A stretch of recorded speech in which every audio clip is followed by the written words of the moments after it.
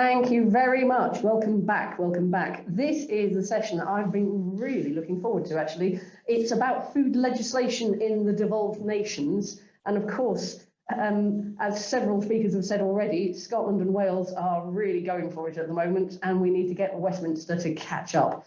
So without further ado, I'll pass on to the chair, Ben Reynolds. Ben, if you can introduce the speakers, and once again, I'll keep to time, but obviously you've got a little bit more time because we started a few minutes late. Thank you very much. Thank you very much, Kath. So in this panel, I'm really pleased to be joined by Pete Ritchie, who's the Exec Director of Nourish Scotland, Peter Fox, OBE, who's member of the Welsh Senedd, and Michele, Shirlow, MBE, who is CEO of Food NI. So we're going to be discussing what we can learn from legislative advances made across the four nations that might make the case for advances in England and the UK as a whole. We're going to be hearing about progress in Scotland with their Good Food Nation bill, and the recently passed food bill, the private members bill in Wales, and Northern Ireland has also just run a consultation for a Northern Ireland food strategy framework. So this will hopefully expose how England is starting to lag behind and risks being shown up by the other nations, which all makes the case for the need for a food bill through national government in response to the recommendation in the National Food Strategy.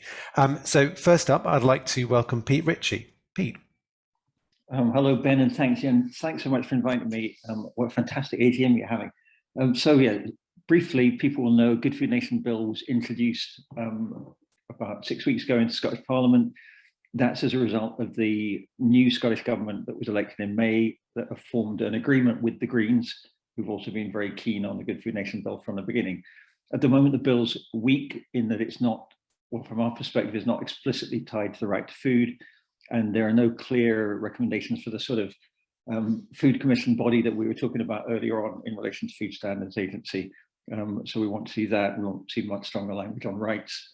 And we want to see a clear accountability framework, but it's definitely a start. All's to play for. It's at stage one of the bill.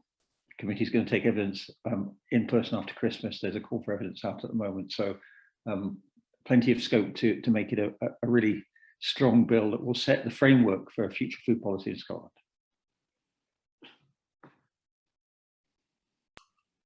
Thank you, Pete. It was very quick. Lots of time for questions. So I'd like to hand over to Peter Fox.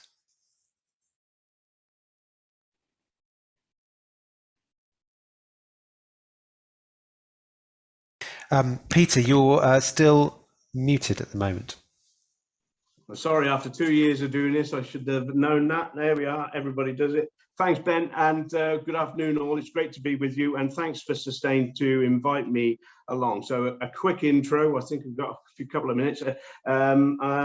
So I'm Peter Fox. I'm a new member to the Welsh Parliament, the Senedd. I was elected in May, but prior to that, I was the leader of Monmouthshire County Council for 13 years, and I'm also a past dairy farmer and a livestock farmer in the south of Monmouthshire. And so shortly after being elected in May, I had the opportunity to submit a members' legislative proposal, which is basically the Welsh equivalent of a private members' bill. And so my proposal is to develop a food system that tackles some of the most persistent social issues, such as obesity, malnutrition, food poverty, climate change, as well as obviously dealing or helping to address the food security issue in Wales. I was fortunate enough to be successful in a random ballot to bring my idea forward, and a few weeks ago in the Senedd, I was delighted to win the support of the majority of the Parliament to formally introduce this bill. So I've got about 13 months now to shape it up, as Pete knows all about this process. So what does the bill aim to achieve? Well, we've witnessed the destructive impact of COVID that caused havoc for supply chains across the world, and the impact this has had on the availability of products here in Wales as well. The bill contains the blueprint, as I see it, for how we can develop the food sector in ways which are sustainable, that enhance Wales' well-being, and create strong networks which will help make our food system more resilient. It's not the silver bullet for solving all the issues facing Welsh society, but instead I think it provides a firm framework that will finally solve many of the issues that have been outstanding for too long here. So when discussing these proposals with many stakeholders, it's been very clear that current Welsh food plans and strategies often don't speak to each other, albeit there's some great work going on. They often too focus on particular areas and at times even conflict with each other in what they're trying to achieve. But a big thanks so far to so many people who've helped me get this where we are. So in summary, my bill would do a number of things. It would establish a Wales Food Commission, and that's a key part of proposed legislation. And that commission would reset the governance on the food system in Wales and would co-create and oversee the delivery of a Welsh food strategy alongside Welsh ministers and other stakeholders. It's designed to support the Welsh government and ministers to achieve their aims. The bill would also place a duty on Welsh ministers to co-produce an overarching Welsh food strategy in conjunction with stakeholders. This will act as the strategic overarching framework that integrates policies relating to the food system across multiple Welsh government departments. It will also require local authorities and other public services, such as local health boards, to develop community food plans, building on the good work that is already happening across the country. This will strengthen public procurement and create better infrastructure to link food producers and consumers. There's also some additional policies, such as requiring Welsh ministers to report annually on food production in Wales, so that we are able to clearly analyse the outcomes of the Welsh food strategy, as well as those local food plans. The bill could require all supermarkets and other retailers to donate unwanted and unsold food that is fit for human consumption to charities and food banks. We know there's lots of good work happening on that already, but not enough. And we know that this sort of legislation was introduced in France in 2016, so we could do more on it. Finally, the bill would explore ways of strengthening food labelling requirements, and this would focus on ensuring that Welsh producers, manufacturers, and then importantly, the hospitality sector, to strengthen their food labelling rules to ensure that food produced in Wales is clearly marked as such. However, as I said, I would like to stress that these are just proposals. I would like to extend an invitation to anybody watching to get involved and help me shape the bill. It's not my bill. It's ultimately a bill for the people of Wales.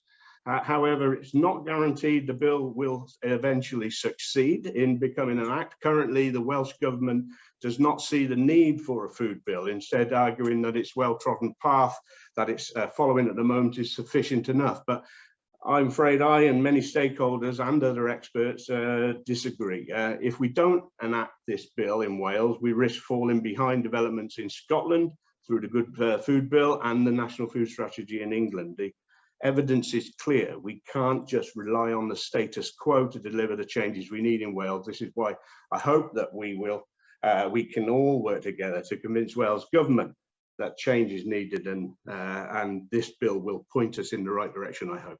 Thanks, Ben. Many thanks, Peter. Raised lots of points we'll come back to in a second. I've got a few questions. It'd be great to cover. Michele, I'd like to invite you up next. Thank you very much. I appreciate that. Just to explain, I'm actually from Food NI. We're not part of government. We're a members organisation, but we work with government. And a few important things about Northern Ireland. We are actually twice as dependent on food and agriculture economically than any other region in the UK. For many years, I think we were punching below our weight, and we were under the radar. But in the last 10 years, there's been a real revolution here in terms of food producers. And in fact, 2016, we had a year of food, and we're looking to try and push for a year of sustainable food. But the topic here is around what's happening, I think, in government. And I'd have to pay tribute to, it's really to Joy Alexander, who's been at the heart of this. And she's in the Department of Agriculture. And as you say, Ben, there's a food strategy framework that is the consultation just closed on the 19th of November. It actually really warmed my heart to see this take place. I'm not going to say it's perfect, but what I really like about it is it's a cross-government unifying strategy. and it's also a long-term food decision-making process. But what it really does is it connects the environment, the economy, and health. So it has a vision for a transformed food system that protects natural resources for future generations, is economically and environmentally sustainable, and provides safe, nourishing, accessible food to people who make informed, healthy choices. And it's really been, as I say, we're not perfect and it's not yet in legislation, but to see government departments actually start to come together and understand the connections between health, well-being and food. In fact, they've got 6 strategic priorities in the food strategy framework, and that's the first one, the connection between health and well-being and food. Also building sustainable economic prosperity. I don't need to tell this audience that there's a lot of people in agriculture who are really in businesses that need, the model needs to change if they're going to be here in 10 or 15 years. The third strategic priority is to build a food culture and a food conscious society. And that's really where Food NI has been working. We started lots of local markets, and we've been pushing the message about local food and people getting access to short supply chains. Their fourth strategic priority is to protect and enhance natural resources. Fifth, to build healthy lives through education. And the final one is about emergency contingency plans across the supply chain. And I think that came out of the pandemic. So it's good to see that happen. They've developed a number of guiding principles, and I'm happy to share those as well. Northern Ireland has had a few additional issues to deal with in terms of Brexit. We've got the threat of Article 16 hanging over us, but this is one piece, I think, of good news, and I'm more than happy to work with anybody involved in Sustain to take this on to the next stage. That's it from Northern Ireland, Ben. Many thanks, Michele. We've got a couple of questions that have come in. I'm going to start with the first one, which is for Pete. Pete, how do you see the role of the Scottish Land Commission in supporting transitions to fairer and more sustainable food systems?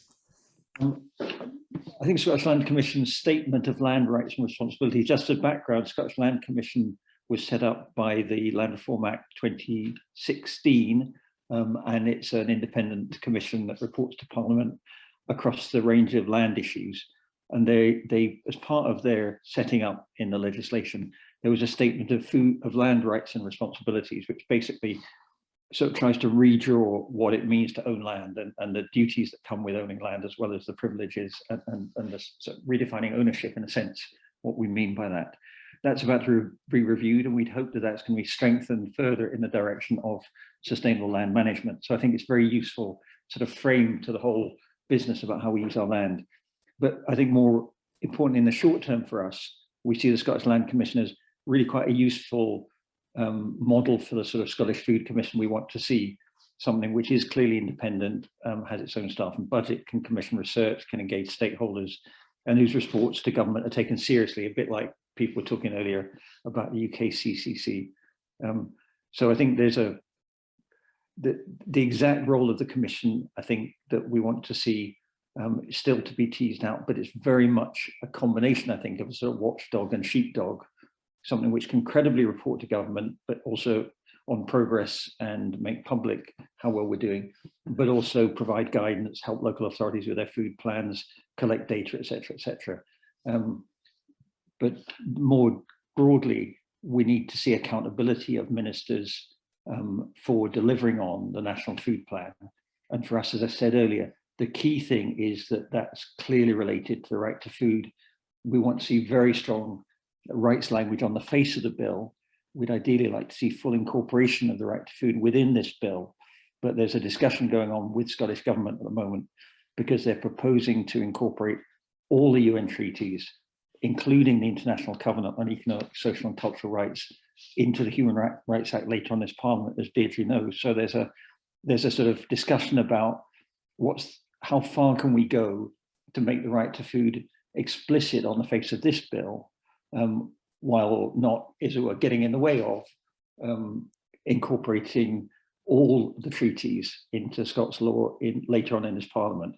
So it's not a matter of if, it really is a matter of when and exactly how we balance those things. But I think the key thing for us with the Good Food Nation bill is that it's coherent with the forthcoming human rights legislation, and that it sets out very clearly that the national food plan and the local food plans by local authorities and health boards are about delivering on the right to food. And as we know, that's not just about access to food, but it's also crucially about health, about sustainability, and about dignity. So for example, as Peter was mentioning about the law on supermarkets, we're really clear, I think, in Scotland, that we don't see redistribution of food waste as the primary response to food insecurity. And we were delighted to see last week the Scottish Government announced a doubling of the child payment to £20 per child per week. And that's real putting your money where your mouth is in terms of tackling food insecurity. So I think we want to see the Good Food Nation bill bring all these different issues together into one clear framework bill. And then secondary provision will happen in future bills. So public health bill is coming up, the environment bill, circular economy bill, all those then will build on the broad measures set out in the Good Food Nation bill. And finally, we're keen to see some targets on the face of the bill. And again, that's got to be discussed with the civil servants, with Scottish Government, and with obviously the Parliament. But we want to see some headline targets, some broad targets, one on household food insecurity and ending that by 2030 in line with the SDGs. So tying all our targets very much to the Sustainable Development Goals.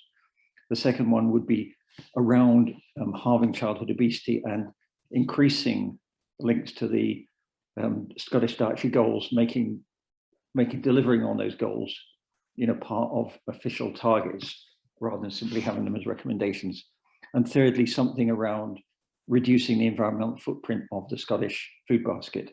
So none of these targets have been sort of finally agreed either by the Scottish Food Coalition or in discussions with Parliament, but these are the sorts of areas where we see headline targets on the face of the bill could be very helpful.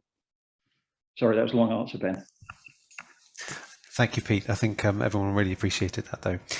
Peter, I wanted to bring you in next, and I should say, do feel free to, this is for all the panelists, to respond to what each other are saying. But I wanted to bring you in on a question on the food bill. You've got about you've got about a year to draft up your food bill for Wales. We know that you're interested in food security, socio-economic well-being, consumer choice. And we've heard today about a range of issues that we'd like to see on the English or UK government political plate. So things like mandatory reporting, public procurement, fairer supply chains and standards in trade amongst them. What, if anything, could the government in Westminster do in its forthcoming white paper that might help prepare the ground for your bill? Well, that's a good question. Perhaps it's above my pay grade, but I think there is a need. I think a question came up in the chat just now. How do we think that the various parts of the UK can work together? And I think there is a huge amount we can do, especially as we have to tackle things like internal markets bill and different things like that. So around labelling, there's a huge amount of opportunity about a collective approach to improve labelling. That's the only trouble. Some things which might stay as they are in England might stop likes of our bill extending what it wants to do around food labelling to make it more embracing.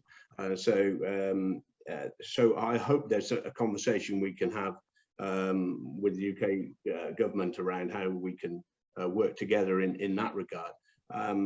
I think much of what Pete was saying is, much of what's in the Scottish bill is things which I'm trying to replicate in Wales. I mean, I use that as a lot of what was coming forward in there as key to shaping the ideas around food plans. I mean, we haven't got all of the answers yet. This is such early stages. I just know there's this gut feeling that there has to be a way to get local food into local people and address some of the health being issues, socio-economic issues around it. And I would have thought those are common goals right across all nations, and there should be a way forward. So if we can learn off each other, that's got to be the right thing to do.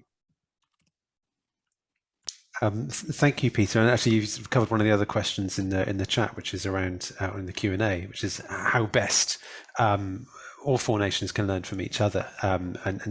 Michele, I wanted to invite you in now. By all means, it'd be great to hear your reflections on that question of learning. But I actually had another question I wanted to put to you as well, which is, so at Sustain, we've been campaigning hard to maintain our food standards in the face of new trade deals, and we're concerned about the impact of low standard imports, both on our food chain and farmers' livelihoods. And I was just really interested if you could tell us about views on this in Northern Ireland. Well, I think people are very concerned about it, and this sort of links back to the last question about learning across the devolved nations. We would have a different type of not farming system here, which is very much pasture based. We would have a very low amount of arable at the minute. There's certainly a need for us to do more in that area. So the first question, I think actually that Northern Ireland, Wales and Scotland, probably geographically and agriculturally, we have a lot we could learn from each other, because I was looking yesterday at a map for improving carbon emissions across the UK, and it's a different strategy depending on where you are within the UK and you know what type of ground you farm. So I think we have a lot to learn there. In terms of the imports, yes, people are very concerned. In the past, our food system here is very much about quality beef, quality dairy, quality pork and chicken, and you know there are dietary changes coming as well. But I think people are very, very concerned about the imports, because there's a lot of pride here. We would have a huge number of farms. I think in Northern Ireland with something like 26,000 farms, and they would pride themselves on high standards of animal husbandry, and they would just be very, very concerned about the cheaper products that are coming in and how it's grown and how it's reared. Now, I think our farming industry is going to start to look much more at growing vegetables, and we've got a great initiative here locally all around powerful produce, which is a bit of a joke on powerful, P-O-W-E-R, but a bit of slang from Northern Ireland is powerful, P-A-R-F-U-L, and it's all about how it's powerful good for you, powerful good for the planet. So there are things happening there, but the big trade deals that are being done, yes, they do cause major concerns. Thank you, Michele. I have another question I wanted to put to Pete. So there's a fear that government in Westminster will lose momentum that's worked up during the National Food Strategy to think about the food system as a whole, and that issues will end up sliding back into their old silos. I'm just really interested in how was that focus maintained in Scotland as the bill was brought into being? I wouldn't say it's purpose gone. Silos are what we do naturally, all of us. They're much easier than trying to work across departments. We've all got deadlines to meet. So I think Scotland's committed to having an interministerial group on food, which I think is a useful part of the mechanism, because once you've got an interministerial group, you have an inter-Sherpa group of civil servants to work with them. So we'd like to see that sort of mechanism given some formal recognition in the bill, because without that, I think there is always that tendency to slip backwards. Obviously, the Food Commission can have some helpful role in joining up across the food system and linking all these disparate issues. But up till now, I think where it's been helpful is we've got a very broad-based Scottish food coalition that brings together the unions, the church groups, the environment people, the health people, the food poverty people. And so our 5 asks are very broad-ranging, sort of fundamental asks for the bill. But it's meant that the food poverty people can talk to social justice, and the health people can talk to health department, and the animal welfare people talk to those people, and the unions talk to the employment industry people. So what it's meant is that government ministers have been hearing this. Lots of different government ministers have been hearing it from lots of different people at the same time, and I think that's been one way of trying to keep the agenda joined up across government. Even international development people are talking to the international development people about extraterritorial impacts of the food system. So I think having that sort of broad civil society coalition that makes sure we don't just speak to the food and drink division or the ag division is really important. I think attached to that, Ben, if I could come in, I think that there's a benefit, certainly in Wales and Scotland and Northern Ireland, of of being a smaller entity. I mean, it's more of a family in Wales, for instance. You know, you've only got 3 million people, you've got 22 local authorities to work for, you've got 60 politicians to convince. You know, so there's a lot more people can get close to things. There's a lot more access to ministers and others to influence things. So I think that's a big advantage of being a small nation. Yeah, I would concur with that. Also, you find a lot of our ministers, you know, they're maybe only 1 generation or 2 generations away from a farm, as are most of our people in Northern Ireland, only several generations away from a farm. So that actually makes that kind of political supply chain shorter. Fantastic, thank you guys. There are so many questions coming through in the Q&A. We're not going to be able to answer all of them, but I would encourage the panelists to take some time afterwards to have a look through those and try and respond. But we have, I think, 1 minute each for each of you to respond to any live that you feel you can better articulate over the mic than in writing. If you so desire, please jump in if that's going to be easier. Just one last point I want to make, Ben, on the Good Food Nation bill, and again, this is still to be determined. That we're hoping the bill will be significantly strengthened, but one of the key things for us is linking the Good Food Nation bill to the reform of farm support, which is going on at the moment. And I know in some sense Scotland is further behind, but I think all the nations of the UK are struggling with what the new farm support system is going to look like. And I think for us, trying to make sure that the agriculture bill that comes in next year in the Scottish Government is coherent with the Good Food Nation bill, I think is a big challenge. And obviously with Sustain, you've always tried to join up the food and farming agenda. But I think tying our goals for the food system with how we support farmers, I think is a really important part of this puzzle. Thank you, Pete. Yeah, Peter, please come in.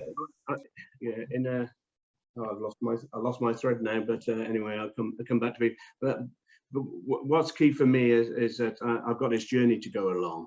And I've got a time frame today of what I've got to do in certain things. So I've got to create a far deeper explanatory memorandum of what I need to flesh out around these areas. As I said, this isn't just my bill. I'm looking for key people, and there's loads of people on here today who are already contributing to my thinking. And I really need some focused help over these next few months to shape this even more. I've got a legislative team who are working with us to do it, but I mean, it's down to me to coordinate some of that. So it's an open invite for those people who really feel they could have an input in those few areas. You can find the explanatory memorandum on the Wales Government website. And if you feel you've got big contributions in those areas, it'd be really welcome. And sorry, could I just say? Thank you, Peter. Yes, please, Michele. Yeah, Vicky, great comment, and totally agree. There is quite a lot more being done in relation to farm diversification, and there's more being done in terms of horticulture. I think generally it's just been a mantra that's been preached to farmers that, you know, Northern Ireland has been largely pasture based, but we see some exciting initiatives using digital technology, a bit like what was mentioned at the very beginning in terms of public procurement, and actually linking farmers direct to chefs and kitchens. So I'm hopeful that this digital technology will break through some of the barriers that we haven't been able to overcome in the past. Thank you, Michele.